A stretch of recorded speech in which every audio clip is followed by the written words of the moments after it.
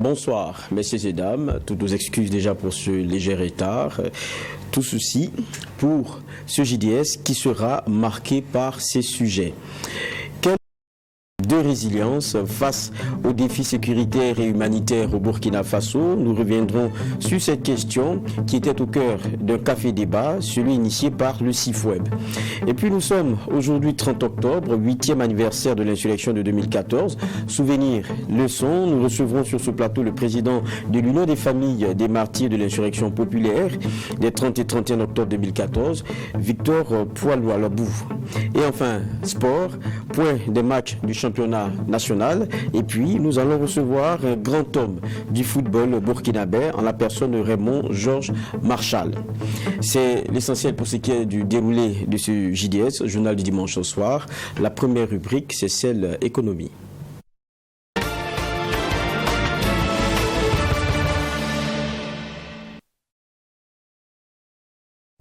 Et comme annoncé en titre, nous allons débuter avec le Centre d'information, de formation et d'études sur le budget CIFWEB qui a animé un panel. C'était le 28 octobre dernier à Ouagadougou. Des communications qui ont essentiellement porté sur le thème du budget de résilience face aux défis sécuritaires et humanitaires au Burkina Faso. Des précisions dans ce reportage de Joseph Yao et Fatimata Nikema. Le Burkina Faso, depuis 7 ans, fait face à une double crise sécuritaire et humanitaire sans précédent. Une situation qui engendre des coûts dans son processus d'éradication que supporte le contribuable burkinabé. C'est dans ce contexte que le Centre d'information, de formation et d'études sur le budget CIFWEB a décidé d'organiser ce panel. Un panel qui a pour objectif de réfléchir sur l'organisation des finances publiques en termes de mobilisation et de dépenses. Au niveau de l'Est, en 2019, 5 provinces sur les 6, en dehors du chef-lieu, avaient un niveau de recouvrement de 1,8 milliard pour l'année 2019. En 2021, ils sont tombés à 672 millions. Dans cette région, par exemple, on se rend compte que tous les services des impôts, en dehors du chef-lieu, ont fermé en fait. L'insécurité impacte donc négativement la mobilisation des ressources financières sur le plan national. En ce qui concerne les conventions de financement au niveau international, c'est une toute autre réalité. Selon l'ancien directeur général de la coopération, ces conventions ont connu une augmentation malgré la situation sécuritaire que connaît le pays. Vous signez les conventions, mais vous n'êtes pas dans les conditions pour l'exécuter. Et donc, c'est comme si on ne devrait pas continuer à chercher des ressources externes parce qu'au niveau interne, les conditions ne permettent pas. Si vous voyez la plupart des marchés publics qui ont été signés en s'appuyant sur les ressources externes, il y a beaucoup de ces marchés-là qui ont été abandonnés tout simplement. Pour ceux qui connaissent bien, le cas le plus patent, c'est la route Kongoussi-Djibo. Selon le directeur exécutif du CIFWEB, les réflexions et idées qui sont issues de ce panel seront consolidées et mises à la disposition des gouvernants actuels. L'objectif pour ce centre est d'apporter sa partition dans la formulation d'une politique budgétaire qui convienne à cette situation que connaît le Burkina Faso. Retour sur ce plateau, toujours sur cette même actualité. C'est pour cela que nous recevons Youssouf Ouattara, qui est le secrétaire exécutif du CIFWEB. Nous le disions, Centre d'information, de formation et d'études sur le budget. Bonsoir, merci d'être avec nous. Bonsoir.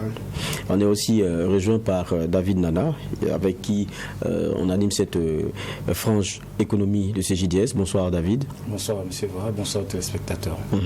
On voit la question qui a été abordée par les CIFWEB, donc posée sur la table, qui est très actuel. Vous dites le nerf de la guerre, c'est connu, c'est bien l'argent. Et pour un pays, lorsqu'on parle d'argent, c'est d'abord budget. Quel budget pour le contexte dans lequel nous sommes, où le Burkina doit être résilient? Je dis le sujet il est très actuel. Maintenant, pourquoi maintenant et pourquoi cette initiative quand on sait qu'on a eu une première transition sous Damiba, on a eu le regard qu'ils ont fonctionné pratiquement sur le budget de celui qu'ils ont débarqué, Roch Kaboré, sans apporter de changements clairs, en tout cas au niveau de l'ALT. Et maintenant, vous, après un coup d'État dans un coup d'État, vous posez les problèmes du budget et de sa résilience. Pourquoi maintenant? Merci bien à Truitrivi pour cette invitation. Et il faut d'abord dire que le CIFOEP, c'est une organisation de la société civile dont nous faisons la veille citoyenne sur les politiques publiques. Mais au-delà de l'action, lorsque nous pouvons anticiper et interpeller les gouvernants sur les trajectoires à prendre par rapport aux enjeux de l'heure, donc nous devons le faire en essayant de générer des connaissances, de générer des savoirs et des informations qui vont permettre aux gouvernants de prendre les meilleures décisions. Alors, quant à l'organisation de ce panel, il faut dire que nous prévoyons en réalité l'organisation de ce panel en août ou en septembre, avant bien l'élaboration du budget, la finalisation du budget de l'État. Donc nous prévoyons qu'avant que le budget n'arrive sur la table de l'Assemblée législative de la transition, que nous puissions réfléchir sur le budget de 2023 et les budgets qui vont suivre, sur le type de gestion des finances publiques, le type de ressources qu'il nous faut et le type de dépenses aussi qu'il nous faut faire. Et ça allait permettre d'influencer d'abord le budget 2023 dans sa structure et également les budgets qui allaient suivre. Pour diverses raisons, et on a constaté que le ministère de l'économie et des finances était déjà très avancé dans l'élaboration de ce budget, donc on avait décidé de temporiser. Et avec les événements de fin septembre, on pense que c'est le moment qu'il faut, parce que nous sommes une organisation d'influence des politiques pour prendre en compte certaines dimensions. Vous l'avez dit, nous sommes dans une situation complexe, une situation de guerre, et qui parle de guerre parle de moyens. Et les moyens, c'est l'argent. Comme on le dit, l'argent, c'est le nerf de la guerre. C'est cela. Et si nous n'anticipons pas sur les ressources publiques, nous serons surpris. Vous voyez, par exemple, aujourd'hui, avec le recrutement des VDP, on peut se demander si on avait anticipé tout cela. Donc, nous pensons qu'il faut anticiper, il faut espérer le meilleur, mais il faut préparer le pire. Parce que nous sommes dans un contexte où l'espace économique est en train de se rétrécir, l'espace fiscal est en train de disparaître également. Parce que aussi avec les administrations fiscales, elles sont en train de se regrouper au niveau des chefs-lieux. Donc notre espace fiscal est en train de se rétrécir. Et surtout quand on a constaté les attaques sur les différents actes, on sent que l'économie va prendre un grand coup. Et pour cela, il faut anticiper en matière de moyens. Les moyens, ce sont les ressources budgétaires. Si la situation devient plus complexe, qu'est-ce qu'on aura fait? Parce qu'il va falloir anticiper. Et je rappelle un dicton de notre roi qui dit, Liane dit qu'elle marche comme si elle avait trois pattes, comme s'il y a une patte qui était cassée, parce qu'elle sait que le chasseur est dans la brousse, elle aussi elle est dans la brousse. Il peut arriver que le chasseur casse une de ses pattes, mais elle sera déjà habituée à marcher à trois pattes. Donc si ça arrive, si le pire arrive, on serait déjà prêt en termes de mobilisation de ressources, mais aussi en termes de dépenses à être prêt pour faire face à la situation. C'est pour ça nous on a fait appel donc à des experts de la question, à des praticiens, donc pour venir partager leur lecture avec le public que nous allons consolider. Donc les résultats, nous allons les consolider pour pouvoir les partager avec les dirigeants, parce que on va revenir là-dessus. Il y a certains aspects, ça concerne les gouvernants, il y a des aspects qui concernent les agents publics qui gèrent les ressources publiques, mais il y a des aspects aussi qui concernent le citoyen. Donc nous allons aborder tous ces aspects. D'accord. Là, on est en train de parler de l'allocation aussi. En juillet dernier, vous faites sortir une analyse, notamment sur l'allocation de ce qui a été attribué à la sécurité. Des millions conséquents, ce sont là vos propres expressions, qui ont été attribuées au niveau sécuritaire. On est même passé de 10 à 11% en termes de budget pour la question sécuritaire. Mais malgré cela, on a toujours ces militaires-là qui dénoncent un certain manque de logistique. Vous l'avez signifié également. J'ai envie de vous poser la question. Vous avez même parlé de paradoxe sécuritaire. Est-ce que finalement c'est une question d'argent? Est-ce que les ressources sont très bien allouées pour qu'on puisse venir à bout de la question sécuritaire? Est-ce que c'est pas une mauvaise allocation des ressources finalement? Effectivement, nous on a fait l'analyse. Pour le budget 2022, nous sommes à 15%. Si on prend le secteur de la sécurité et la défense combinée, nous sommes à 15%. Donc c'est le secteur de l'éducation qui vient en tête. Et nous avons essayé de faire une analyse sur le niveau d'évolution de la crise de 2016 à 2022. Et on a essayé de faire un parallèle avec le niveau d'évolution des ressources allouées au secteur de la sécurité et de la défense. On constate une corrélation positive. Ça veut dire que le niveau de ressources augmente et l'insécurité augmente également. Alors qu'on devait constater une corrélation négative. Ça veut dire que plus on injecte de l'argent, on devait sentir que le niveau d'insécurité baisse. Donc, ça veut dire que la variable budgétaire n'est pas forcément la seule variable. Mais ça peut vouloir dire aussi que peut-être qu'on n'a pas injecté suffisamment de ressources pour induire un changement consistant sur la trajectoire, ou que l'utilisation de ces ressources même pose problème, parce que nous faisons aussi de l'analyse fonctionnelle. L'analyse fonctionnelle, ça veut dire quoi? Si vous regardez les 15% qui sont alloués au secteur de la sécurité et de la défense, il y a des fonctions, il y a des activités spécifiques à l'activité sécurité et défense. C'est de voir si l'argent va effectivement vers ces secteurs-là, vers ces activités. Par exemple, si on paie beaucoup de climatiseurs et beaucoup de V8, est-ce que ça va directement à la sécurité? Ça pose problème. Donc, on peut constater que le volume budgétaire de ces secteurs est élevé, mais la fonction sécurité ne bénéficie pas effectivement. Donc, ce n'est pas seulement le côté budgétaire, et nous pensons que il y a des questions de gouvernance et il y a sûrement des questions de stratégie typiquement militaire également qu'il faut considérer pour expliquer la contradiction entre les deux trajectoires. Tout à l'heure, vous disiez pour ce qui est du café débat que, on va dire, les propositions et ce que vous aurez comme contenu sera adressé aux différents destinataires. Mais qu'est-ce qu'on peut avoir comme tendance majeure? Comme message à l'endroit de l'autorité, c'est vrai qu'on a vu des personnes de ressources très intéressantes lors de ce panel-là, avec des anciens directeurs de la coopération et tout. Donc, c'est des gens qui sont au cœur du système. Ils sont de l'intérieur, ils ont vu, donc ils sont assez bien placés pour en parler. Qu'est-ce qui concerne de façon majeure le dirigeant? Qu'est-ce qui concerne de façon majeure l'argent même, la fonction publique, et puis le Burkinabé, le citoyen de façon générale? Vous l'avez dit, il y a des questions qui concernent les gouvernants, parce que c'est eux qui ont la direction des politiques publiques, c'est eux qui vont définir les priorités en termes d'allocation budgétaire. Donc, nous, ce que nous demandons aux gouvernants, c'est d'abord l'efficacité dans la dépense. D'accord. Voilà, l'efficacité dans la dépense, l'efficacité et l'efficience de la dépense publique, et aussi une allocation rationnelle. Ça veut dire quoi? Et ça implique également les agents publics. Les agents publics, y compris les gouvernants, doivent comprendre que nous sommes en guerre. Et si nous sommes en guerre, le budget doit être en guerre, la gestion des ressources budgétaires doit être en guerre. La manière de gérer les biens publics, la manière de gérer l'argent public doit refléter l'enjeu que nous avons aujourd'hui. Donc, dans les priorités d'activité, les gens doivent choisir des activités qui concourent à cette mission de stabilité de l'État, parce que nous ne sommes pas en situation ordinaire. Nous disons aussi qu'il y a des types de dépenses aujourd'hui qu'il faut geler. C'est pas parce que nous avons des politiques, des stratégies, des plans d'action que nous devons les dérouler, parce que la plupart de ces stratégies ont été élaborées sans forcément tenir compte du contexte sécuritaire. Donc ça veut dire que dans le déroulement, il ne s'agit pas d'un déroulement mécanique, mais il faut tenir compte du contexte sécuritaire qu'on a et adapter un certain nombre de politiques et d'actions. Je prends le secteur de l'éducation par exemple. Est-ce que le plan de recrutement des enseignants que nous avions avant, est-ce qu'on doit le dérouler tel que c'était prévu? Est-ce que les enseignants qui sont déguerpis, est-ce qu'on ne peut pas les reconvertir dans certains d'autres secteurs? Ensuite, au niveau des gouvernants, je l'ai dit, c'est aussi la question de la gouvernance. Parce que vous pouvez allouer des ressources budgétaires consistantes à un secteur, mais si vous n'avez pas une bonne gestion de ces ressources, vous n'aurez pas le résultat escompté.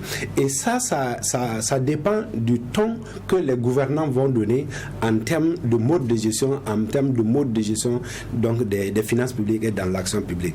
Donc ça concerne aussi bien les gouvernants que les agents publics, mais aussi le citoyen. Parce que je vois beaucoup de gens qui manifestent dans la rue, qui réclament notre autonomie, notre indépendance, mais ça passe d'abord par une indépendance budgétaire.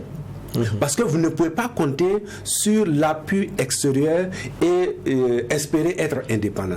Ça veut dire qu'en termes de civisme fiscal, il faut que l'on soit conséquent. Vous savez qu'à Ouaga, par exemple, il y a ce qu'on appelle des déserts fiscaux. Ça veut dire que vous avez des endroits économiques où les agents des impôts ne peuvent pas aller prélever. Je peux donner l'exemple du théâtre populaire. Les agents des impôts, ils ne peuvent pas aller. Je peux vous donner l'exemple de Roro.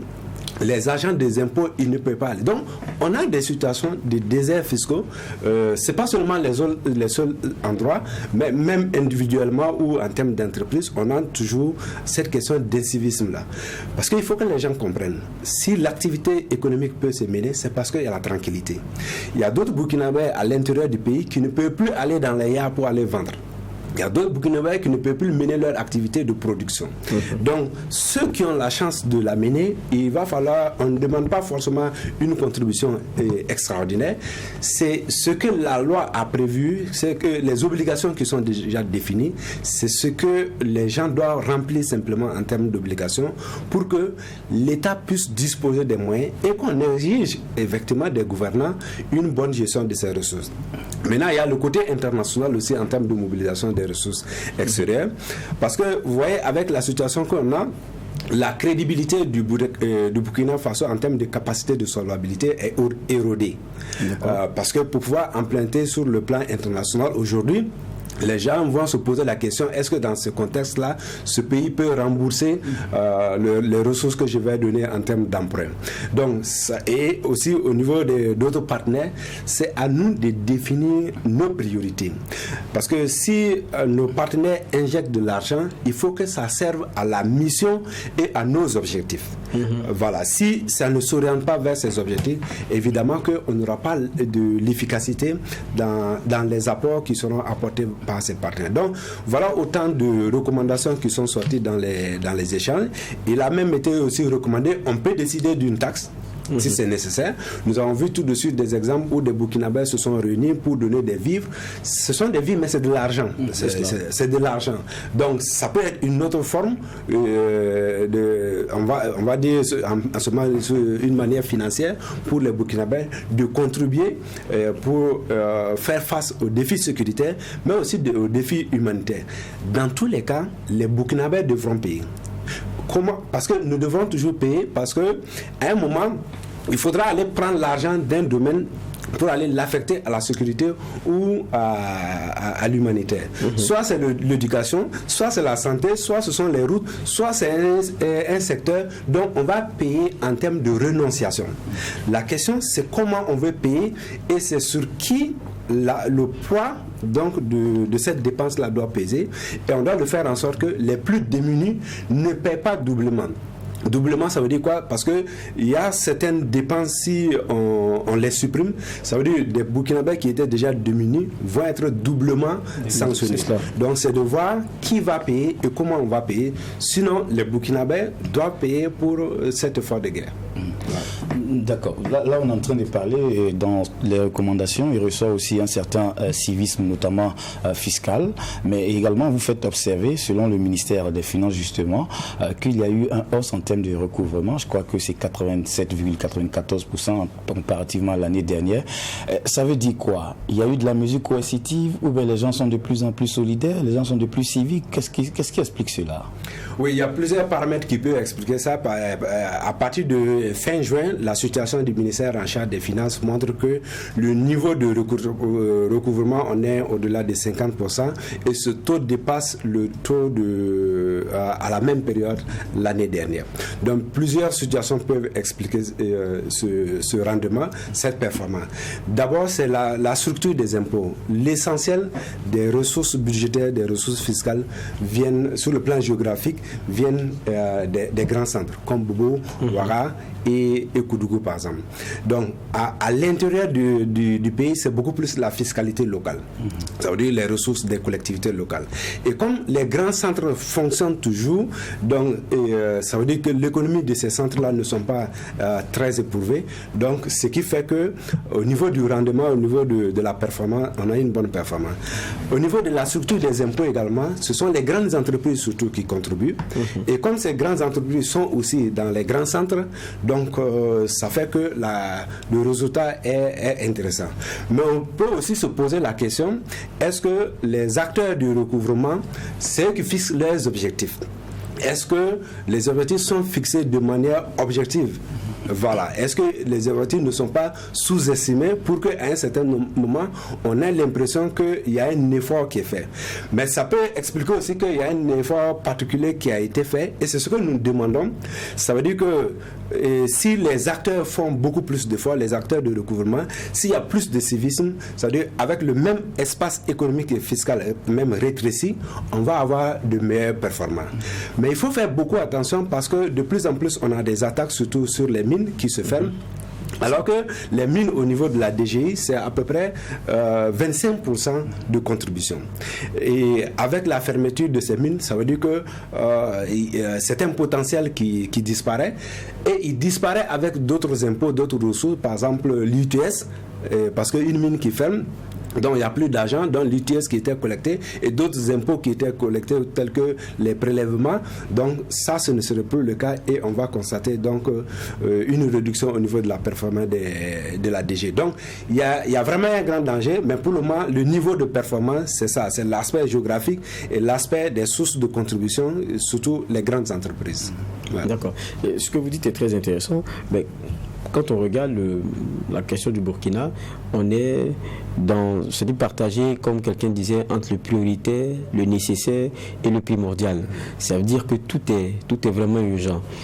Pour l'aspect sécuritaire, où il faut forcément mettre de l'argent, il faut accepter de laisser certains investissements. C'est ça. Et ça, c'est des choix qui sont vraiment cornéliens. Et vous le dites, l'espace dans lequel on peut ponctionner l'impôt, il est lui aussi en train de se réduire. Dans ce contexte-là, on a eu une transition de pratiquement 8 mois qui n'a pas pu poser son budget. En tout cas, peut-être que c'est les ministères en leur sein qui ont fait quelques réajustements. Aujourd'hui, on est reparti encore avec une ALT qu'il va falloir peut-être mettre sur place. Il faut trouver les composantes et tout. Et après, il faut travailler dessus pour que ça puisse y passer. Est-ce qu'on n'est pas en train de perdre un temps qui sera dommageable? Non, les mécanismes de gestion permettent au gouvernement, même après le vote de l'Assemblée, de faire des réaménagements budgétaires à l'intérieur des différentes lignes budgétaires. Je pense que c'est ça qui a permis au MPC 1 de faire des réaménagements sans faire appel à une loi de finances rectificative. Mais ce sont des crédits qui étaient déjà votés. Donc ce qu'on va constater à l'exécution, c'est des réaménagements. Mais ça pose la question de la sincérité et de la concordance avec ce que l'autorité législative a voté. Parce que ça veut dire la représentation du peuple vote un budget et à l'exécution, on a un autre résultat sous la direction simplement du gouvernement. Donc, il va se poser une sincérité des crédits, une concordance des crédits par rapport, de l'exécution par rapport aux prévisions. Ce que nous proposons, si vous prenez le budget, il y a des types de dépenses sur lesquelles on ne peut pas agir. Par exemple, les dépenses de personnel, tout de suite, on ne peut pas agir. Mais si on regarde la courbe du rapport charge de personnel sur recettes fiscales, on sent que cette courbe-là est un peu plate ces 2 dernières années et elle est en train de baisser. Ça veut dire qu'il y a des efforts qui sont faits parce qu'il y a de moins en moins de recrutement. Mais ce n'est pas significatif. Donc là où on peut faire des économies pour pouvoir faire face à ces urgences, c'est les acquisitions des biens et services. C'est les frais d'émission, c'est les frais de transport, c'est les frais de location. Donc c'est cette rubrique-là qui constitue à peu près 10 à 11% des dépenses courantes, des dépenses de fonctionnement. Donc nous, on pense qu'on peut faire des économies vraiment substantielles de ce côté et pouvoir dégager une marge pour pouvoir faire face à la sécurité, à la question sécuritaire et à la question humanitaire. Voilà. Moi, je vais partir par rapport à l'actualité et puis après vous allez réagir. Quand on regarde, vous parlez de la rationalisation. C'est ce qui a fondé un peu les décisions récentes sur le plafonnement du nombre de ministres au niveau des assises. Et on revient avec, quand on regarde, c'est 23, non 23 ministres. 23 ministres. C'est 20 ministres pleins et puis 3 délégués. C'est de ça qu'il s'agit. Est-ce que c'est un changement majeur? Parce que quand on regarde, est-ce que c'est un changement majeur en termes d'économie d'échelle qu'on se fait? Non, l'impact budgétaire en termes de prise en charge des membres du gouvernement, je pense que c'est très marginal. Okay. C'est très marginal en tant que gain. Mais en termes de message politique, ça peut être substantiel. Le message politique est important. Mais moi, je dis que ça ne sera pas suffisant pour induire un changement au niveau de la charge de fonctionnement de l'État, de la charge de fonctionnement de l'administration, parce que ça dépend du système de production de l'administration. Okay. Je vous ai dit tout de suite, au lieu que les gens se retrouvent à Ouaga pour faire une petite réunion ou valider un document, si vous trouvez l'opportunité, vous créez l'opportunité pour vous déplacer, on aura toujours les mêmes charges. Donc, il y a de nouvelles manières de travailler que nous devons adopter.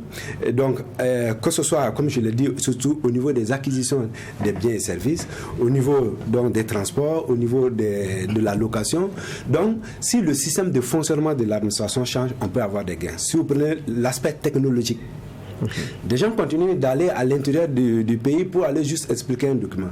Aujourd'hui, on sait qu'avec la Covid, il y a la culture du numérique qui s'est installée dans le travail. Il y a le télétravail qui s'est installé, mais nous, on n'a pas épousé réellement cette tendance. Donc, il va falloir qu'avec la situation sécuritaire, ne serait-ce que pour nous-mêmes, notre sécurité, que nous puissions intégrer ces aspects-là. Et si on les intègre, vous allez voir qu'il y aura vraiment des gains substantiels à acquérir au niveau de l'acquisition des biens et services. Donc, le nombre de membres de gouvernement ne va pas avoir un changement vraiment significatif en termes de gains budgétaires, mais politiquement, je pense que c'est important. Maintenant, il va falloir que ces membres du gouvernement, dans l'organisation administrative, puissent installer des mécanismes qui permettent à l'administration de faire des gains et surtout, comme nous l'avons dit, que les gens aient le sens du civisme et du service public. Parce que si vous avez toujours ces cas de détournement, ces cas de surfacturation, où des gens, parce que tu vas construire ta villa, tu vas construire tu vas payer ta grosse voiture, tu ne sais même pas si tu vas loger dedans, tu ne peux même pas aller au village. Donc, c'est à peine si on arrive à comprendre la logique de certains agents publics. Donc, si on continue dans ces mêmes mécanismes de gouvernance, bien sûr, on ne va pas avoir des gains tels que le gouvernement le souhaite. Après, il y a à côté aussi un secteur privé qui peut contribuer également à l'élargissement de l'assiette fiscale, notamment avec sa contribution en payant, n'est-ce pas, ce qu'il doit payer comme impôt, tout et tout. Mais on sait aussi que la morosité économique en ce moment, beaucoup d'entreprises sont à la limite asphyxiées parce que, connaissant la situation russo-ukrainienne, tout cela a ajouté à la situation sécuritaire. Est-ce qu'il y a un message à l'endroit du gouvernement pour jeter un regard sur ce secteur privé-là qui peine à se lever aussi avec la situation? Oui, avant la crise ukrainienne, on avait déjà la Covid-19 qui est venue éprouver surtout l'industrie de l'hospitalité. L'industrie de l'hospitalité, c'est la restauration, le voyage, l'hébergement, tout. Et aujourd'hui aussi, avec cette situation sécuritaire et la crise ukrainienne, vous allez voir que c'est la consommation même qui va être affectée. Si vous prenez l'intérieur du pays, il y a beaucoup de gens qui sont déguerpis, qui n'ont plus de revenus pour pouvoir faire certains achats. Donc, c'est le niveau de consommation même qui va diminuer. Et si le niveau de consommation diminue, ça veut dire que ça va impacter négativement les entreprises. Moi, je pense que le gouvernement doit créer un cadre de discussion avec les acteurs privés. Il y a cet aspect, mais moi je pense qu'aujourd'hui c'est beaucoup plus cette sensibilisation et c'est ce qui avait manqué au niveau du président Roch et du président Damiba. Il faut un engagement communautaire, c'est ce qu'il faut cultiver aujourd'hui, faire en sorte que tout le monde dans son action se sente engagé dans la guerre, que les acteurs économiques se sentent engagés dans la guerre, que l'agent économique, le commerçant qui décide d'aller payer son impôt, il se dit que je suis en train de contribuer pour que mon État, pour que mon pays reste debout, pour que je puisse mener mon activité. Et c'est cet élan, cette dynamique, cette ingénierie sociale et politique qui a manqué lors des 2 derniers présidents. Et j'espère bien que le nouveau président qui est là et la nouvelle équipe qui est là va savoir créer cette ingénierie politique et l'ingénierie sociale pour mobiliser la communauté nationale parce que tout le monde va faire face à des difficultés. Donc ça veut dire qu'il faut qu'on ait déjà un esprit de résilience face à la situation et que ceux qui ont toujours de l'espace pour pouvoir contribuer puissent le faire. D'accord. Bon, ce sera ma dernière question. Le café débat il est terminé. On va prendre combien de temps pour avoir le contenu de tout ça? Non, on espère parce que on se disait que on attend de voir l'Assemblée législative qui va être mise en place. Donc nous pensons que en novembre, nous allons produire le document qui rassemble donc les informations données par les experts. Vous l'avez dit, c'est un ancien directeur général des impôts, un ancien directeur général du budget du Trésor, un ancien directeur général de la coopération. Donc nous allons consolider ces informations et pouvoir le partager avec les acteurs concernés, faire un plaidoyer pour que ces aspects soient pris en compte plutôt dans les différentes politiques. Et nous-mêmes, en tant qu'organisation de la société civile, les actions que nous devons mener nous-mêmes à l'endroit de la population et des gouvernants, qu'on puisse les mener parce que c'est ça aussi notre contribution dans la lutte que nous sommes en train de mener. Merci bien, Youssouf Ouattara. Je rappelle que vous êtes le directeur exécutif du CIFWeb. Merci d'être resté avec nous. Merci aussi David Nana. On va poursuivre ce JDS avec des questions très intéressantes abordées dans un ouvrage. Il s'agit d'abord de comment manager une association, comment assurer une gestion fiscale saine du monde associatif. Des questions abordées par Dr Kayaba Aristide Béré et Tidiane Kaboré. Nous revenons donc sur la cérémonie de dédicace de cet ouvrage-là qui a eu lieu hier samedi 29 octobre. C'est avec Mamie Triana Kamambou. Droit des associations au Burkina Faso, c'est un ouvrage coécrit par Kayaba Aristide Béré et Tidiane Kaboré. Tout est parti d'un constat fait par ses auteurs indiquant une faible capacitation et une faible professionnalisation des acteurs de la société civile. Comment manager une association est la principale question développée dans la première partie de cette œuvre littéraire. L'ensemble du processus administratif et juridique conduisant à la naissance de l'association. Et une fois née, nous abordons l'autre dimension qui est la dimension matérielle, c'est-à-dire l'association vue de dedans. À l'intérieur de l'association, comment on assure le management matériel et effectif d'une organisation de la société civile. Selon les auteurs, cet ouvrage a été édité dans le sens d'une meilleure capacitation et d'une meilleure diffusion du droit des associations d'un point de vue politique et fiscal. Comment donc assurer une gestion fiscale saine du monde associatif? C'est la question abordée dans la seconde partie de ce livre. Il faut noter qu'au Burkina Faso, il n'y a pas un régime fiscal, c'est-à-dire une fiscalité spécifique dédiée en fait aux associations. C'est-à-dire que c'est la fiscalité de droit commun qui est applicable en fait aux sociétés commerciales qui fonctionnent, qui est en vigueur. Sauf que il y a des particularités, et ces particularités c'est quoi? Vous allez voir qu'au niveau de la taxe sur la valeur ajoutée qu'on appelle la TVA en abrégé, en fait est supportée par les ONG, mais remboursée selon certaines conditions. Ça, par exemple, ça ressort dans la deuxième partie. Il faut reconnaître également aussi qu'au niveau de l'immatriculation, désormais, les associations, les ONG ont l'obligation de se faire immatriculer. Composé de 200 pages, cet ouvrage a été écrit dans un langage compréhensif et accessible à tous, selon les auteurs. Ces derniers invitent la population en général et le monde associatif en particulier à se procurer cet ouvrage. Retour sur ce plateau et à présent on va aborder une autre rubrique, c'est celle santé.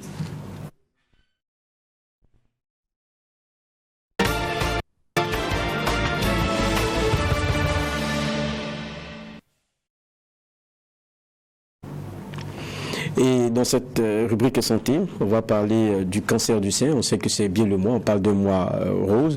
Et c'est Linda Sarah Kaboré qui s'intéresse à cette question avec le monde soignant, mais aussi évidemment quelques patients. C'est dans ce reportage.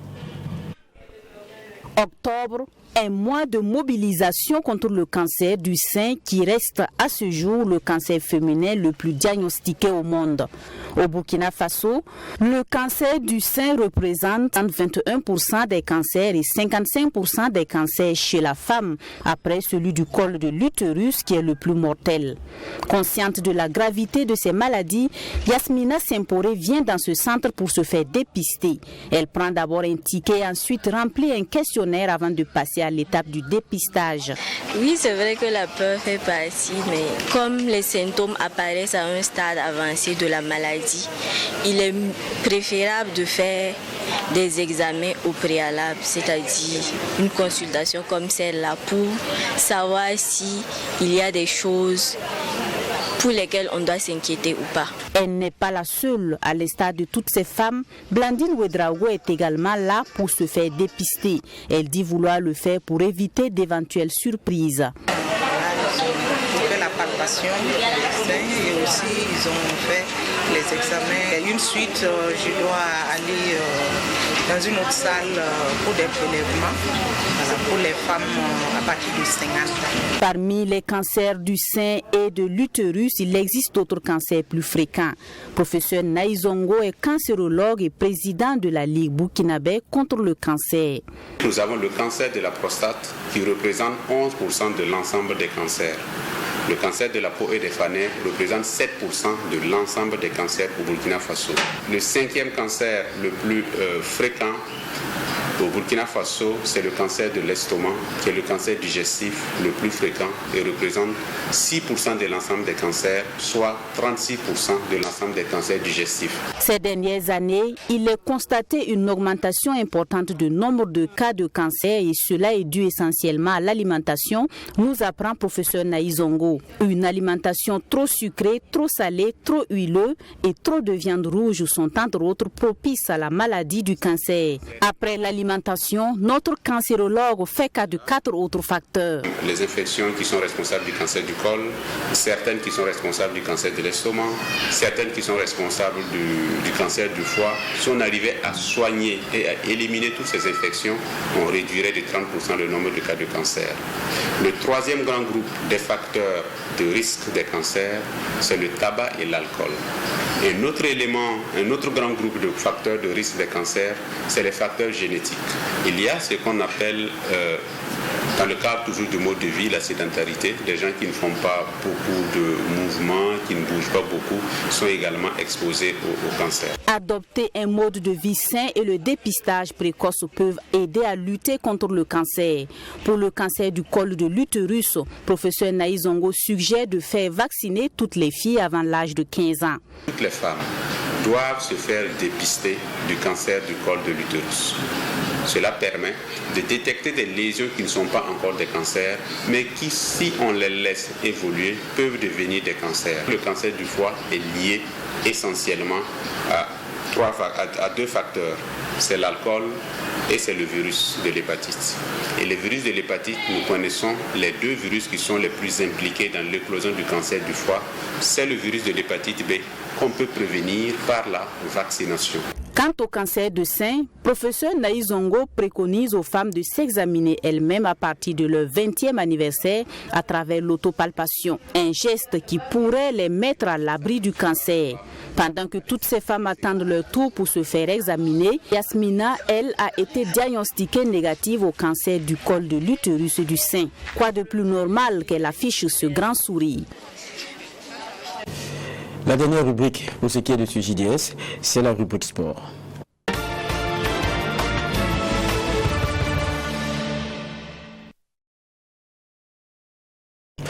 Nous l'annoncions en titre, nous, dans cette partie sport, allons revenir sur notre championnat national et puis recevoir aussi un grand nom de notre football, avec qui on va discuter de ce football-là, de ce qu'il a apporté, de son expérience, un regard très intéressant. Je m'en vais déjà vous le présenter, il s'agit de Georges Marchal, ancien président de l'EFO. Bonsoir. Bonsoir, monsieur.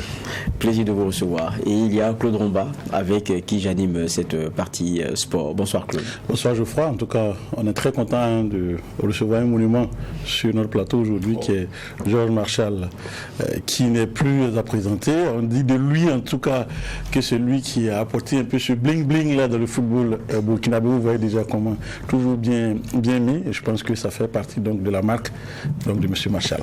Évidemment, on va découvrir tout ça. On va parler du championnat national pour ouvrir. Il y a eu des matchs aujourd'hui, on a les images de Salitas Sonabel, 2-1 score score final. Si la région nous permet, on pourra avoir les beaux buts de cette rencontre.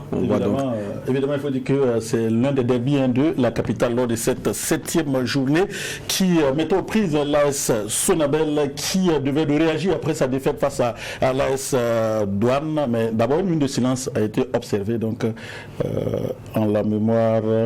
Voilà, une minute de silence donc observée. Et nous allons donc poursuivre avec ce match qui opposait, comme je l'ai dit, l'AS Sonabel qui évidemment devait réagir après sa défaite face à l'équipe de l'AS Douane. Eh bien, c'est donc l'AS Sonabel qui a été le premier à allumer la mèche, en tout cas pour évidemment essayer de prendre le bon bout de cette partie, qu'à cela ne tienne. L'équipe des Colombes de Ouaga 2000 essaie également de réagir parce que vous savez que Salitas joue le haut du tableau, mais on a vu cette équipe de l'AS Douane, l'AS Sonabel plutôt, qui a été un peu mordant en début de partie, et puis après ce qui devait donc arriver, vous allez voir, occasion vendangée par l'équipe de l'AS Sonabel, un penalty à mon sens qui allait être un peu sévère, mais la Salitas qui réagit grâce donc à Papa Enza Badji qui marque donc le premier but de cette rencontre, un but on l'a vu qui a été véritablement bien préparé par l'équipe de Salitas qui véritablement montre qu'elle est assez une équipe qui veut véritablement prétendre au titre. Et puis on a vu les occasions vendangées par l'équipe de l'AS Sonabel qui, comme on l'a dit, devait bien de réagir. Et puis ce qui devait aussi arriva avec le deuxième but de Salitas pour se mettre définitivement à l'abri grâce à Salif Bagadi qui est donc le meilleur buteur de ce face-au-foot avec 6 réalisations désormais. Donc l'attaquant de Salitas, Salif Bagaté, le meilleur buteur actuellement de notre championnat. Et puis vous voyez dans ce match Salitas qui relâche, qui se laisse surprendre, il faut le dire, qui avait pourtant la maîtrise du ballon. Et puis ce qui va donc permettre à l'AS Sonabel de pouvoir réduire la marque grâce à un but contre son camp du défenseur de Salitas. C'est sur cette action, je pense, que le but va intervenir sur un cafouillage au niveau donc de la défense de Salitas. Le but ne vient pas. Ceci dit, on va écouter déjà les deux entraîneurs et puis après on donnera aussi ce qu'on a comme score pour les autres rencontres. On écoute les entraîneurs. En première mi-temps, jusqu'à la 22e minute, Salitas ne s'est même pas approché de nos 16 mètres 50. Vous avez tout suivi. Voilà. Maintenant, après, on prend un but contre le coup du jeu. On rentre dans les vestiaires, on se parle franchement les yeux dans les yeux. On ressort, c'est toujours le même scénario. Voilà. Et en football, si tu ne profites pas de ton temps fort, c'est clair que l'adversaire va profiter. C'est ce qui nous est arrivé aujourd'hui. Ce soir, je n'ai pas reconnu mes garçons, je ne sais pas pourquoi. Voilà, et on n'a pas l'habitude de jouer comme ça. Le secret de Salitas, c'est le travail. C'est le travail, on est là matin, midi, soir, on travaille, c'est pour ça. Voilà, le secret, c'est le travail seulement, rien d'autre. Oui, le football, quand vous venez devant les camarades, dites que vous jouez le maintien. Ça ne tient pas. Il n'y a pas une équipe qui joue le maintien ici.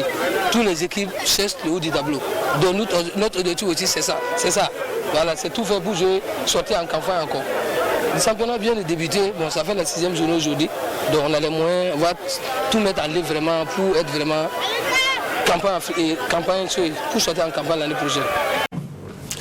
Retour sur ce plateau, on a donc quelques points aussi à partager. Le point de cette 7e journée, je vois, c'est bien que l'entraîneur de Salitas, l'entraîneur adjoint dit 6e journée parce que Salitas a joué que 6 matchs.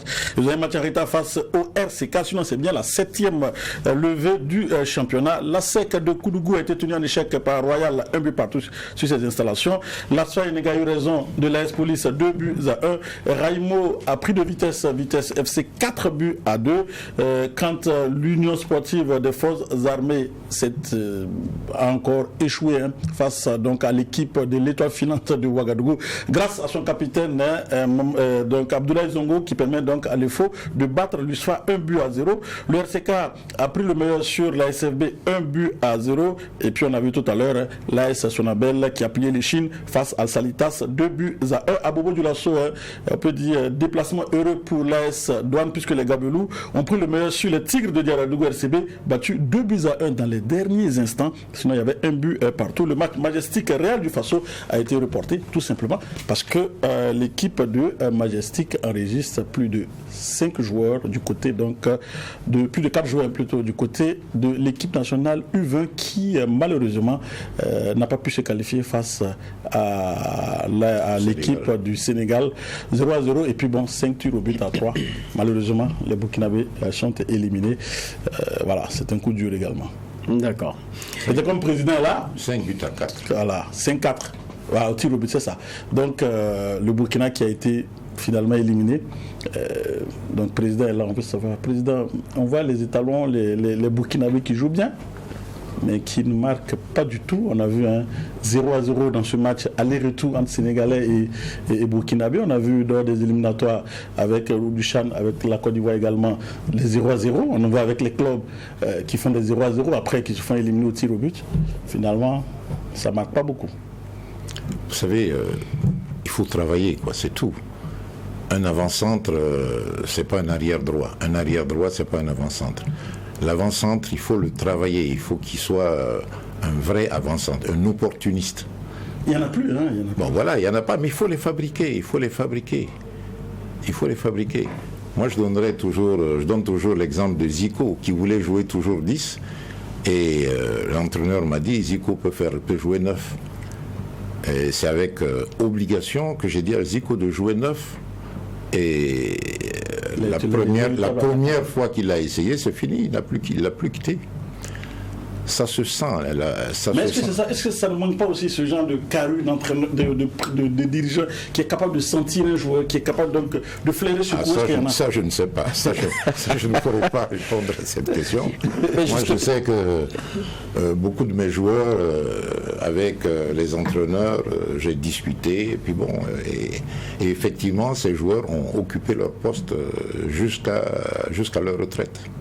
Voilà. Justement, pour ceux qui viennent de nous prendre en cours, il faut dire qu'on avec Georges Marchal, comme on le disait, c'est quand même 8 titres champions. Ah oui. Du Burkina, 8 fois champions. 7 Coupes du Faso. 7 Coupes du Faso. 7 doublés. Ah bon, vous suivez bien les événements, c'est bien. 7 doublés. Oui. Mais comment on fait des performances pareilles? Mais c'est le travail, comme je vous ai dit, c'est le travail. Moi, par exemple, durant les 10 ans où j'ai été président de l'Étoile filante, j'ai pas raté un seul entraînement de l'EFO. Okay. Si je ne suis pas aux entraînements, c'est que je suis en mission. Parce que même la maladie, quelquefois, ne peut pas me retenir au lit sans que je n'aille voir un match d'entraînement ou un entraînement de l'Étoile filante. Voilà. Donc il faut être vraiment présent. Ah, il faut être présent. Il faut être en contact permanent avec ces joueurs-là. Mais il se disait aussi de vous que vous étiez quand même un peu... vous ne laissiez pas à chacun sa plate-bande. Même à l'entraîneur, vous allez jusqu'à voir un peu, vous allez mettre qui vous suggérez, ou bien quelquefois vous dites non, il ne faut pas... Non, mais oui, parce que je vous ai dit que moi, j'étais tous les soirs aux entraînements. D'accord. Et... vous savez comment le lycée Zaza a été électrifié? Nous sommes allés en novembre aux entraînements. Le lycée Zanda, qui a une équipe de football, jouait. Et à 18h, on devait reprendre les entraînements. Et puis, paf, on n'a pas pu parce qu'il faisait nuit. Et ce jour, je me suis fâché. J'ai dit, j'ai convoqué une AG au lycée Zanda. J'ai dit, dimanche prochain, nous allons électrifier le Zanda. Et puis c'est parti comme ça, et on a électrifié le Zanda. Et on venait maintenant au Zanda, on attendait 18h, on attendait que le Zanda finisse son entraînement. Je faisais allumer les groupes, et puis bon, on s'entraînait jusqu'à 28h. Donc, c'est une passion qui ne dit pas son nom. Il faut aimer ça. Et être toujours présent et ne jamais relâcher. Mais président, quand vous dites ça, c'est assez intéressant, mais aujourd'hui, on voit les entraîneurs d'aujourd'hui qui disent que, en tout cas, moi, un président ne m'impose pas un joueur, on ne me parle pas, je suis libre de faire ce que je veux. Est-ce que c'est normal? Non, ça? mais vous savez, ces entraîneurs-là, c'est des petits entraîneurs. Et ces présidents qui se laissent faire, c'est des petits présidents. Par exemple, Olas, vous ne direz pas Olas de ne pas s'occuper des joueurs de Lyon. Ça ne vient pas de Paul de Pierre pour limoger un entraîneur, c'est Olas. Et toutes les grandes équipes, les présidents sont là. Moi, par exemple, j'ai eu un très grand entraîneur, Piuri Webonga. Aujourd'hui, qui est entraîneur du Real du Faso. Qui est entraîneur du Real du Faso. Parce qu'à l'époque, on nous a dit, pour avoir un entraîneur sur le banc, il faut qu'il ait son diplôme d'entraîneur. Et beaucoup de nos entraîneurs n'avaient pas leur diplôme sous la Révolution. Donc, on m'a envoyé un premier entraîneur avec diplôme, mais qui ne va pas plus. J'ai été voir le ministre Abdou Salam. J'ai dit, moi, cet entraîneur, il ne fait pas mon affaire. Il fait peut-être votre affaire à vous, parce qu'il vient vous rapporter tout ce que je fais, mais moi, il ne fait pas mon affaire. Le commandant Abdou Salam, qui était ministre sous la Révolution. Wow. C'est ainsi qu'on m'a envoyé après Piuri Webonga. Et Piuri Webonga m'a dit, président Marshall, moi, je ne veux pas qu'on se mêle de mon classement. J'ai dit, Piuri Webonga, je suis d'accord avec toi. Je te laisse faire, mais je te donne 3 matchs. Si tu fais 3 défaites, je te fous à la porte. Et c'est ce qui s'est passé. La 3e défaite, on avait déjà notre siège à Dapoya. Je suis monté sur une chaise. J'ai appelé mon secrétaire général, Sanou Moussa. J'ai dit, Sanou Moussa, préparez une lettre de remerciement à M. Piuri Webonga. Il n'est plus entraîneur à partir de ce soir. Et c'est comme ça que Piuri est parti. Et vous savez qui j'ai pris comme entraîneur? Calix, Zagré Calix. Zagré Calix, qui était joueur. Hein. Zagré Calix était joueur. Il s'entraînait avec l'équipe. C'est son frère, son feu, mon feu ami Roger Zagré, qui m'a dit, mais président, on n'a plus d'entraîneur, comment on fait? J'ai dit, non, je cherche. Et on va voir. Il m'a dit, mais Calix a son diplôme, son premier diplôme d'entraîneur. Et vous savez qu'il ne peut pas avoir un classement. Pourquoi tu ne le retires pas et tu le nommes entraîneur? Je dis, mais c'est vrai. Je vais aux ZEDA, j'arrête les entraînements, j'appelle Calix. J'ai dit, Calix, à partir d'aujourd'hui, tu es entraîneur de l'Étoile filante de Ouagadougou. Les gens ne croyaient pas. Je dis, oh, mais tu es entraîneur, à partir d'aujourd'hui, tu es entraîneur de l'Étoile filante de Ouagadougou. Et tous les joueurs, vous devez respect à Calix à partir d'aujourd'hui. C'est comme ça que Calix a été entraîneur et on a fait le doublé avec Calix. On a fait le doublé avec Calix. Parce que moi, quand j'étais président de l'Étoile filante, beaucoup d'anciens joueurs sont toujours là, vous pouvez leur demander. Je ne peux pas ne pas passer chez un joueur avant le match. Chez lui à la maison ou... À la maison, chez lui. D'accord. Avant le match, par exemple, on a un match dimanche, moi ma femme ne me voit pas. Hein. Je vais chez tous les joueurs, et je cause avec eux, je parle de n'importe quoi. Psychologiquement pour voir s'il est dans l'état de jouer. Et s'il n'est pas dans l'état de jouer, je dis attention, entraîneur, ce joueur-là, tu l'as retenu, mais il n'est pas dans son état. Attends, ça ne va pas.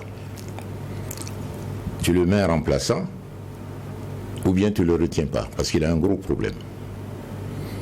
Et c'est comme ça. C'est moi qui... Ça ne peut pas se faire. Hein. Ah non, les gens ne veulent pas. Non, c'est faux. C'est parce que les présidents sont des petits présidents. C'est faux. C'est vrai, les entraîneurs ont évolué. Mais tous mes entraîneurs avaient leur diplôme d'entraîneur. Moi, Hans Henniger, que Noufou m'a donné, c'était un entraîneur avec tous les diplômes. Mais Hans ne pouvait pas faire un classement sans ne pas me poser la question. Mais est-ce que ça n'enlève pas aussi... Même Vidnik... Tout à fait. Oui. Mais est-ce que ça n'enlève pas un peu à l'autorité donc de l'entraîneur par rapport à ça? Au contraire, ça augmente la force de l'entraîneur. Est-ce que c'est pas le fait aussi que les présidents aujourd'hui, au-delà d'être proches des équipes, ne connaissent même pas évidemment Est-ce que c'est pas le fait parce qu'on ne connaît pas vraiment le foot? Vous savez, quand on parle, on dit qu'est-ce qui ne peut pas se faire? C'est faux, c'est des histoires. C'est des histoires. C'est comme si vous dites aujourd'hui qu'un colonel ou un général ne peut pas aller manger avec un soldat, avec les soldats quand ils sont en train de préparer. C'est faux. C'est vrai, le général il boit son champagne, truc, mais non. Un vrai général, sa troupe, quand il prépare, il va, il mange avec eux, il cause avec. Mais là, c'est fini. La troupe est pour ce général, pour ce capitaine, pour ce colonel. C'est comme ça. Mais si vous laissez la troupe manger, qu'ils disent que c'est bon ou que c'est pas bon, et vous ne faites même pas attention à ça, mais ils vont jamais vous respecter. D'accord. Mais Président, aussi on voit aujourd'hui cette belle équipe de l'Étoile filante de Ouagadougou qui aujourd'hui, je ne vais pas parler de l'Étoile filante de Ouagadougou simplement, mais ces clubs emblématiques là qui n'arrivent plus à pouvoir donc être aussi fréquents comme avant et qui se font dépasser en tout cas par les équipes apparemment qui appartiennent à des individus. Aujourd'hui, l'association, ça ne marche plus comme ça. Qu'est-ce qui peut expliquer cela? Non, les associations marchent. C'est parce que ceux que l'on choisit pour mettre devant les associations ne marchent pas, ne savent pas marcher, c'est tout. Sans ça, les associations marchent. On dit qu'il n'y a pas l'argent. Vous, comment vous faisiez pour pouvoir mobiliser de l'argent? Mais l'argent existe. Vous savez, quand vous êtes un père de famille, vous ne devez plus penser à vous. Vous devez penser à votre femme, aux enfants. Quand vous êtes président de club, surtout un club comme l'Étoile filante de Ouagadougou, c'est pas l'Étoile filante de Marshall Georges, c'est l'Étoile filante de Ouagadougou. Je vous affirme qu'il y a des supporters, à mon époque, quand l'Étoile est battue, ils tombent tout de suite malades. Ils tombent tout de suite malades. Mais est-ce que c'est parce qu'à votre temps aussi, les gars, ils contribuaient, mais maintenant, l'Étoile... Mais justement, il faut être devant. Si vous êtes devant et les gens voient que vous aimez le club et que vous travaillez pour le club, mais tout le monde vient, tout le monde contribue. Moi, j'avais un conseil d'administration qui ne disait pas son nom. Azar Faouzi, Maître Benoît Sawadogo, Prosper Vougouma, le ministre des Affaires étrangères. Il était ministre. Mais est-ce que ce n'était pas ça aussi qui faisait l'Étoile, le fait qu'il y avait toutes ces sommités, ces grands noms de la politique qui étaient là en dessous? Non, c'est moi qui ai fait la cour à ces gens. Ok. C'est moi qui ai fait la cour à ces gens. À Benoît Sawadogo, j'ai fait le collège La Salle avec Benoît Sawadogo. Quand j'ai été le voir pour la première fois pour lui dire, Benoît, viens, tu vas être mon vice-président. Il m'a dit, Georges, tu sais, j'ai pas le temps, je peux pas. J'ai dit, Benoît, tu peux. Moi, je veux que tu sois mon vice-président. Tu sais pourquoi je veux que tu sois mon vice-président? Parce que toi, tu connais le droit. Moi, je ne connais rien en droit. Moi, je fonce comme un cheval. Et si tu vois que je ne suis pas sur la route, tu m'arrêtes, tu dis, Georges, non, ça ne se fait pas. On va avoir des problèmes. C'est tout ce que moi je veux. Et c'est ainsi que Benoît, j'ai réussi à amener Benoît dans le bureau de l'Étoile filante. C'est moi qui ai amené Benoît dans l'Étoile filante, dans le bureau de l'Étoile filante. Il était partisan, il aimait l'Étoile filante, mais il n'était rien. Il était supporter comme ça. Mais c'est moi qui ai amené Benoît dans l'Étoile filante. D'accord.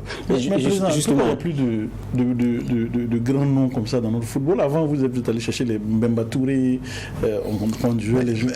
Pourquoi ça n'existe plus? Mais ça, c'est une race. C'est une race. Moi, je mettais ma famille, quand l'Étoile jouait, aujourd'hui, je demande toujours indirectement pardon à ma famille. Par exemple, Mbemba Touré, quand il est venu, Vinic ne le classait pas, parce qu'il n'était pas fort. Physiquement, son physique n'était pas bon.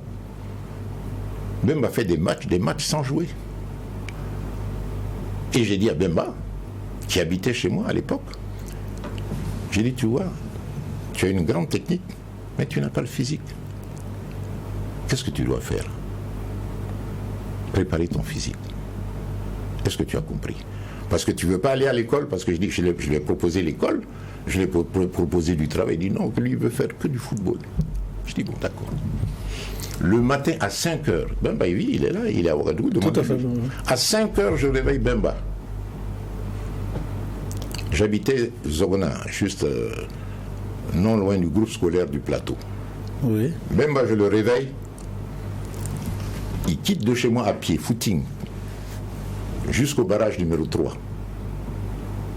Quelques rares fois, je ne l'accompagne pas. Je dis quelques rares fois, sans ça, je suis toujours derrière lui. Avec ma voiture, il court. Au barrage numéro 3, il a commencé par faire un tour. Après, 2 tours. Après, 3 tours. Quand il a pu faire 3 tours de terrain, ça fait 15 km. Et quand il partait, il récupérait Alexis. Alexis, et puis, comme il s'appelle, mon 4 là. La famille à Célestin, l'empereur. Bon, comme à l'époque, nous. Ouais. Alexis, il y avait Zico, il y avait 3-4 joueurs qui récupéraient, puis il faisait le tour du barrage comme ça. Et un jour, contre l'USFA, depuis la maison, Mbamba m'a emmerdé. Il me dit, président, moi je veux jouer ce match-là contre l'USFA. Je suis prêt. Je dis, mais c'est pas moi. On va, à l'époque, on s'habillait chez Losoni Zoromé à la Cité des Fonctionnaires. Vinik a fait son classement et il a mis Bemba sur le banc de touche. Alors Bemba est venu me voir, je dis non, moi je ne suis pas entraîneur. Voilà l'entraîneur. Dis-lui que tu veux jouer ce match. Et Bemba lui a dit, coach, je veux jouer ce match. Et Vinik, que son âme repose en paix, lui a dit, les Golbert tous étaient là, Bemba, j'ai constaté que tu es actuellement en forme. Mais c'était pas l'USFA, c'était l'ASFAV à l'époque, ça s'appelait ASFAV. Les militaires. Les militaires, voilà. voltaïque. Voilà. Et il a dit, au prochain match, le RCK, tu vas jouer. Même a dit, non, entraîneur, je veux jouer ce match. Alors l'entraîneur dit, non, moi je te dis, tu ne peux pas jouer ce match, je laisse tomber. Et il est venu me voir, presque en pleurs. Hein. Il me dit, président, moi j'ai dit à l'entraîneur que je veux jouer, il ne veut pas que je joue. Alors je me suis levé, j'ai appelé Vinik, j'ai dit, Vinik, s'il te plaît, fais jouer ce joueur. Depuis que tu es entraîneur, est-ce qu'il y a un joueur qui est venu te dire, je veux jouer un match? Il dit non. J'ai dit alors, si tu n'as jamais eu cet exemple, Bemba dit qu'il veut jouer ce match, et moi je te dis que j'ai marre de Bemba, je le nourris, il ne joue pas, s'il ne peut pas jouer, moi je vais le renvoyer à Conakry. Alors je veux que Bemba joue ce match. Il me dit non, président. J'ai dit bon, Vinik, je suis président de l'Étoile Filante, je veux que Bemba joue ce match. Est-ce que tu as compris? Et Vinik est un promotionnaire à moi, hein, un ami. Et ce sont les Vinik qui sont partis me chercher à la maison pour que je vienne occuper le poste de président de l'Étoile Filante. Wow. Ah oui. Donc, Bemba a joué ce match. Mais Bemba a joué ce match. Mais je vous affirme, de chez Losoni Zoromé, la Cité des Fonctionnaires, jusqu'au stade municipal, Vinik qui m'insultait. Ouais, tu fais le malin parce que tu es le président de l'Étoile Filante. Ça veut dire quoi? Ce joueur-là, il ne peut pas. Tu vas voir la honte que tu vas avoir aujourd'hui. Je dis, mais il n'y a pas de problème. Arrivé, Bemba s'échauffait. Je dis, Bemba, tu as entendu tout ce que Vinik a dit? Il dit, j'ai compris. Mais quand le match a commencé, Bemba a acheté le match. En moins de 5 minutes, Bemba a marqué un but. En deuxième mi-temps, on menait 3-1 l'ASFAV. Et à 25 minutes de la fin, Karim Ouedraogo, capitaine de l'ASFAV, était libéraux. Il a sauté avec Bemba, il lui a donné un coup de tête. Bemba est tombé, il est sorti. Moi, je suis descendu, je suis allé voir Bemba. On l'a sorti du terrain, et quand on l'a sorti du terrain, je lui ai parlé sous-sous, je lui ai dit, ça va? Est-ce que ça va? Il dit, oui, ça va. Quand il a dit ça va, j'ai dit à Vinik, bon Vinik, il faut sortir Bemba et on va mettre l'autre personne, on va mettre celui qui devait jouer ce poste parce que Bemba ça ne va pas. Ouh, mais président, il sort, il n'a pas de main, il ne doit pas sortir. C'était le contraire. C'était le contraire. Et c'est comme ça que Bemba a acheté sa place. Et justement, tout à l'heure, Claude posait une question concernant, enfin, on va dire, l'argent. Parce qu'à un moment donné, il faut aussi qu'autour, il y ait quand même des personnes qui comptent, qui pèsent et qui peuvent apporter leur soutien.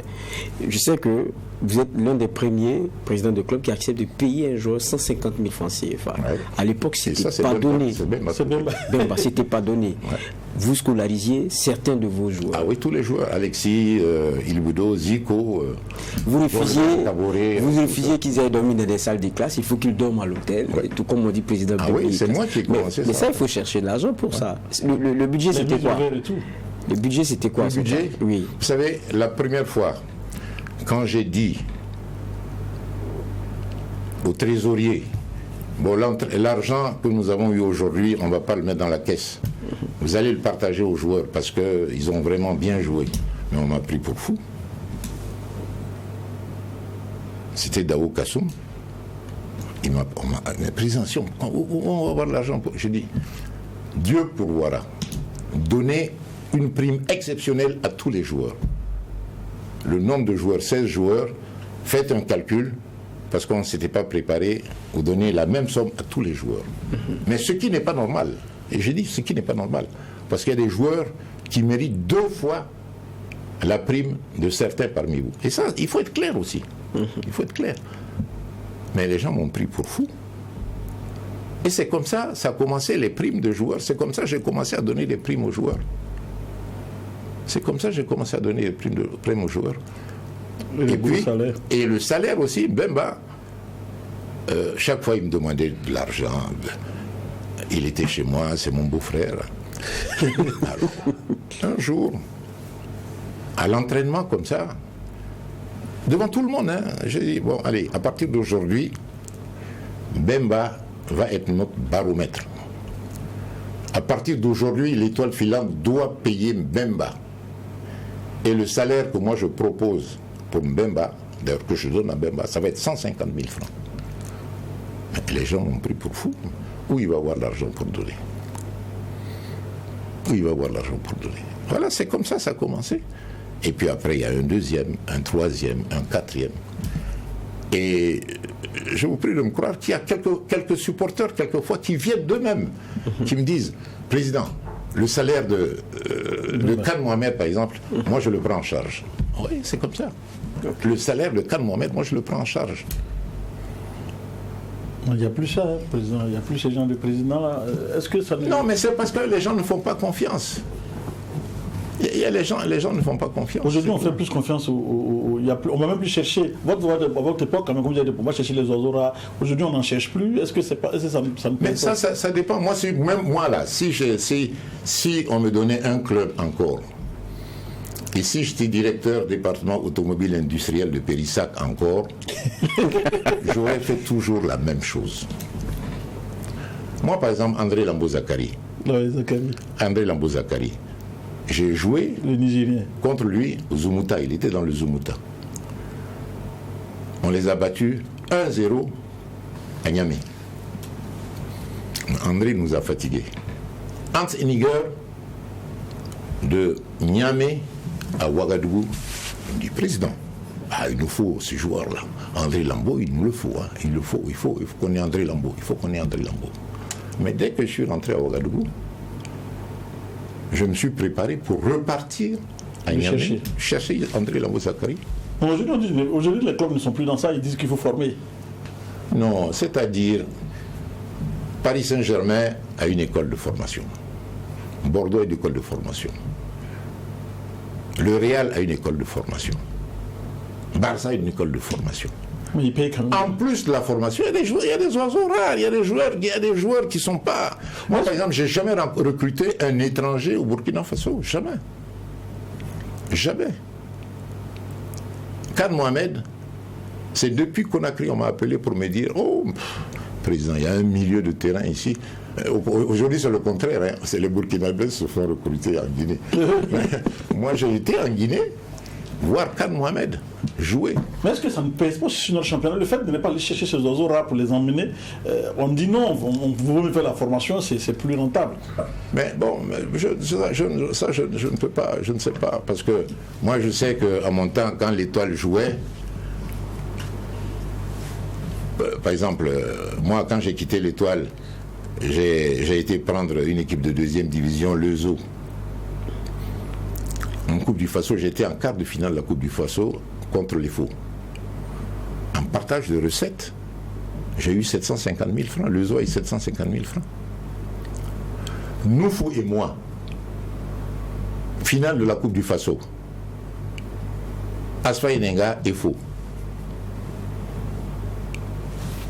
Nous avons eu 1 750 000. Moi, je retiens le chiffre. 1 750 000. Bon, maintenant, quand on donne 250 000 francs à des joueurs, 300 000 francs, les joueurs, bon, les gens sont contents. Moi, les gens se battaient pour venir voir un match de l'IFO. Mais qu'est-ce qui a cassé? Qu'est-ce qui a cassé pour qu'aujourd'hui on ne sente plus cette même ferveur? Même au lycée Zanda, j'ai oublié le nom des supporters là. Mais on faisait les recettes de 250 000. À l'entraînement? À l'entraînement, oui. 150 000, 250 000. Wow. Que je ne voyais pas, que je ne touchais pas à ça. Il n'y a même plus ces idées là. Ça, c'était pour les supporters, pour ce que l'on appelle la chambre noire. Ah, d'accord.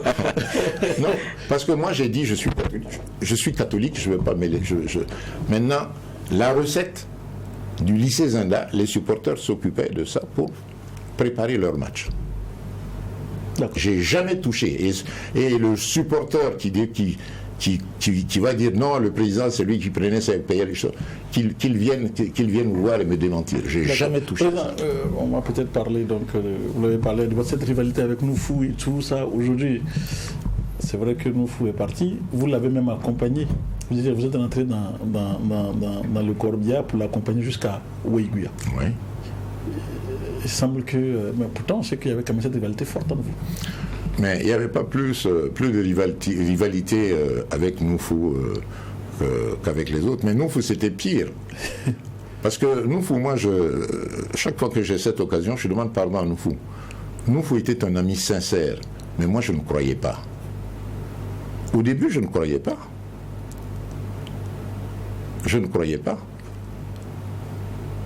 Mais aujourd'hui, je sais que Noufou a été un ami, un vrai ami à moi. Vous savez, pendant des années, pendant qu'il était président de l'Asfa Enenga, moi président de l'IFO, tous les 1er janvier, Noufou vient chez moi me souhaiter la bonne année.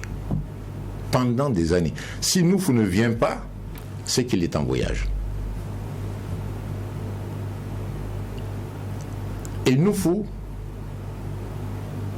c'est-à-dire, il m'abordait, il causait avec moi, et on parlait des joueurs, on parlait de tout. Parce que quand j'ai démissionné, Noufou m'a arrêté devant la bonbonnière pour me dire, président, tu as démissionné, tu as mal fait, tu ne devais pas démissionner.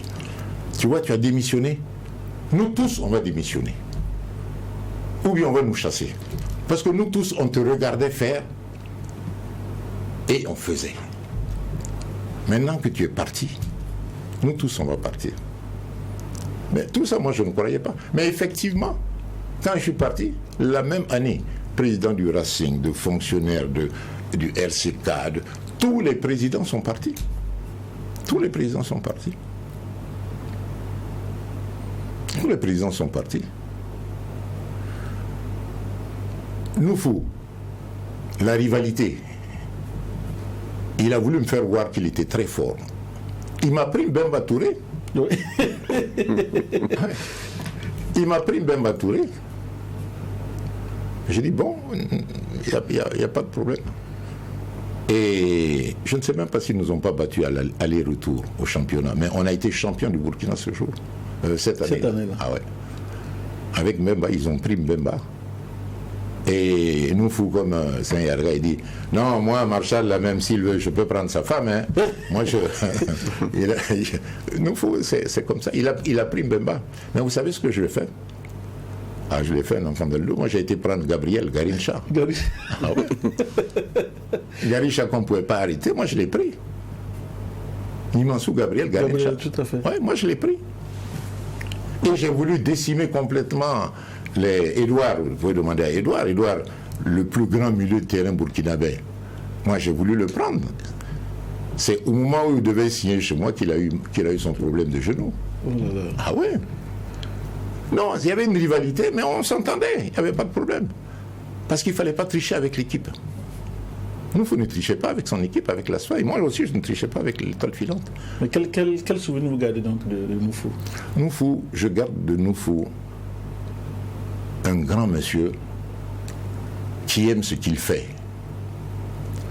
et qui ne, comme moi, ne calcule pas. Parce qu'il veut, il fait, il met le prix. D'accord.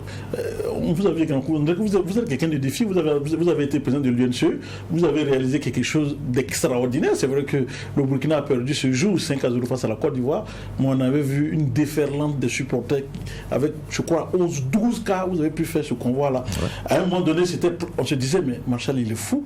Les supporters sont venus, il n'y a plus de cars. Vous avez même appelé la présidence, des cars sont venus de partout et vous avez exigé que ce soit de nouveaux cars, des cars, parce qu'on va en Côte d'Ivoire, on ne peut pas aller comme Palme Jean-Pierre est là. Palme Jean-Pierre est là, il peut témoigner. J'ai été le voir, je dis il faut des cas. Il m'a dit il faut qu'on voit le président Blaise Compaoré.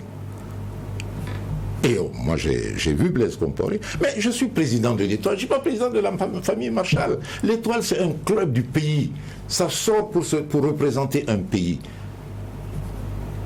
Bon. L'équipe nationale, c'est encore pire. C'est l'équipe nationale. Donc, il faut tout faire. Mais vous avez été combattu aussi, hein, on sent que... Non, moi, c'est Noufou qui a fait de moi président de l'UNSE. Il est venu me voir à la maison pour me dire, il y a Palme Jean-Pierre qui me demande de venir te voir parce qu'il veut que tu viennes prendre l'UNSE, parce que ça ne va pas du tout. À l'UNSE, ça ne va pas. J'ai refusé, il a passé par ma femme. C'est pourquoi j'ai dit, je ne savais pas, je ne croyais pas son amitié, mais c'était un vrai ami à moi. Et quand il a réussi à avoir l'accord de ma femme a dit, non Georges, on a besoin de toi, il faut partir. Il a dit, bon d'accord, je suis d'accord. D'accord, là, il m'a mis dans sa voiture, on a été voir Jean-Pierre Palme tout de suite.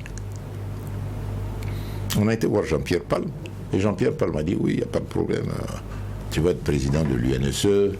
Et puis après, 1 an, on va renouveler le bureau et tu seras toujours président de l'UNSE. J'ai dit à Jean-Pierre Palme devant Noufou, j'ai dit, Jean-Pierre, moi je vais amener l'UNSE sur un tremplin que tout le monde va voir. Vous serez tous jaloux et vous allez me foutre à la porte. Il m'a dit non, c'est ce qui est arrivé. C'est ce qui est arrivé. Et c'est Noufou Noufou est la première personne encore qui m'a appelé. Georges, ce que tu as dit là, c'est vrai, ne te présente pas. Ils ont déjà choisi quelqu'un, ils veulent te remplacer. Mais ils veulent me remplacer. Moi, je savais pourquoi ils voulaient me remplacer. Moi, on ne me fait pas signer des factures à la sommette, là, non.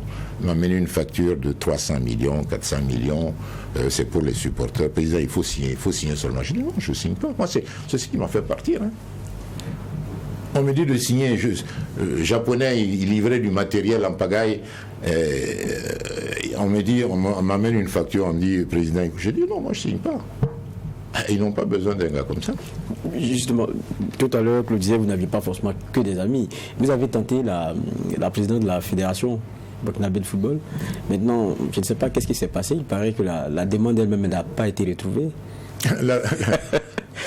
La présidente de la fédération, c'est encore une vieille histoire. Effectivement, parce qu'à l'époque, je me sentais capable de diriger cette fédération, à l'époque.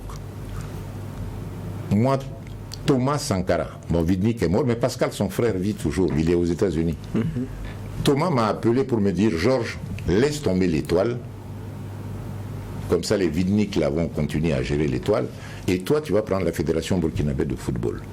J'ai dit à Thomas Sankara, président, je ne suis pas encore mûr pour une fédération, je ne peux pas.